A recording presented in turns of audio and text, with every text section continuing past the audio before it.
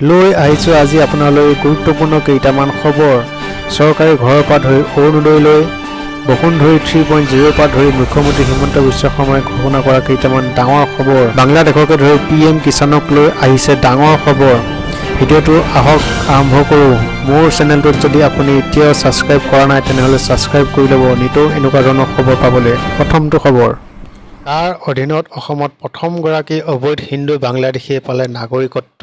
দুলন দাস নামৰ বাংলাদেশীগৰাকীক নাগৰিকত্ব প্ৰদান অসম চৰকাৰৰ। 1988 চনতে বাংলাদেশৰ পৰা আহি ভাৰতত শৰণ লৈছিল দুলন দাস আৰু তেওঁৰ পৰিয়ালে। 1988 চনত বাংলাদেশত হিন্দুৰ ওপৰত হোৱা আক্ৰমণৰ বলি হৈ ভাৰতলৈ আহিছিল দুলন দাস আৰু তেওঁৰ পৰিয়াল।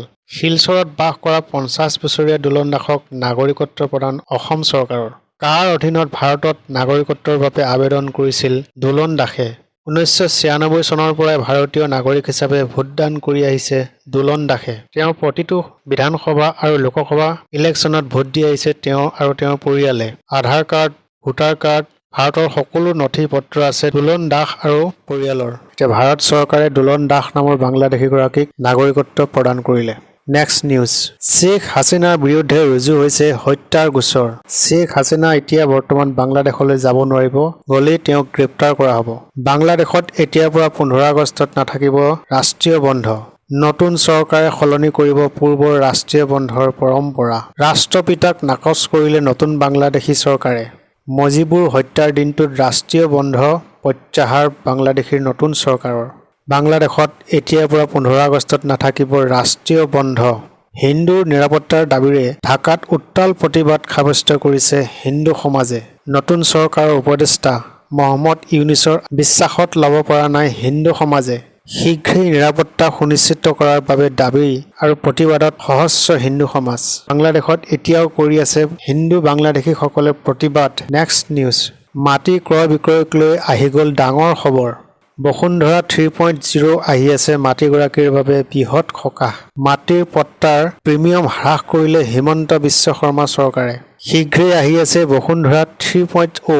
2 অক্টোবৰৰ পৰা আৰম্ভ হ'ব বসুন্ধৰা 3.0। যদিহে আপোনাৰ মাটি বাৰী সম্পৰ্কীয় কিবা কাম কাজ আছে শীঘ্ৰেই সাজু কৰক। অনলাইন যোগেহে কৰিব লাগিব আবেদন, অফলাইন যোগে কৰিব নোৱাৰিব কোনো ধৰণৰ আবেদন। নিৰ্দিষ্ট সময়ৰ ভিতৰত সম্পন্ন কৰা হ'ব মাটি বাৰীৰ সকলো কাম কাজ।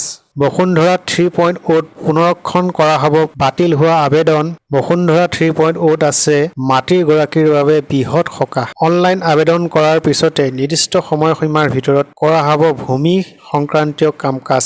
মনত ৰাখিব অনলাইন যোগেদিহে কৰিব লাগিব আবেদন। নেক্সট নিউজ, আপুনি চৰকাৰী ঘৰৰ ফৰ্ম পোৱা নাই নেকি এতিয়ালৈ? যদিহে আপুনি চৰকাৰী ঘৰৰ ফৰ্ম এতিয়ালৈকে পোৱা নাই তেনেহ'লে চৰকাৰী ঘৰৰ ফৰ্ম এতিয়া এভেইলেবল হৈ আছে আপোনাৰ ওচৰৰ পঞ্চায়তত। আপুনি পঞ্চায়তত গৈ চৰকাৰী ঘৰৰ ফৰ্মৰ বাবে আবেদন কৰক, নহয়তো পঞ্চায়তৰ মুৰব্বীক লগ ধৰক। কাৰণ পঞ্চায়ত অফিচত এতিয়া বৰ্তমান ফৰ্ম আহি গৈছে, সেয়েহে আপুনি পঞ্চায়ত অফিচত গৈ আপোনাৰ ফৰ্মখনৰ বাবে আবেদন কৰক। গ্ৰামাঞ্চলৰ লোকসকলৰ বাবে এইটো এটা খুব ভাল কথা যে তেওঁলোকৰ ঘৰৰ বাবে আবেদন কৰা ফৰ্মখন বৰ্তমান পঞ্চায়ত অফিচত। বহু পঞ্চায়তত এতিয়ালৈ উপলব্ধ ঘৰৰ ফৰ্ম। খবৰকেইটা যদি ভাল লাগিল তেনেহ'লে লাইক এটা কৰিব আৰু মোৰ চেনেলটোলৈ যদি প্ৰথম আহিছে তেনেহ'লে ছাবস্ক্ৰাইব কৰিবলৈ কাৰণে একেবাৰে নাপাহৰিব। আজিলৈ আহিছোঁ। জয় আই অসম।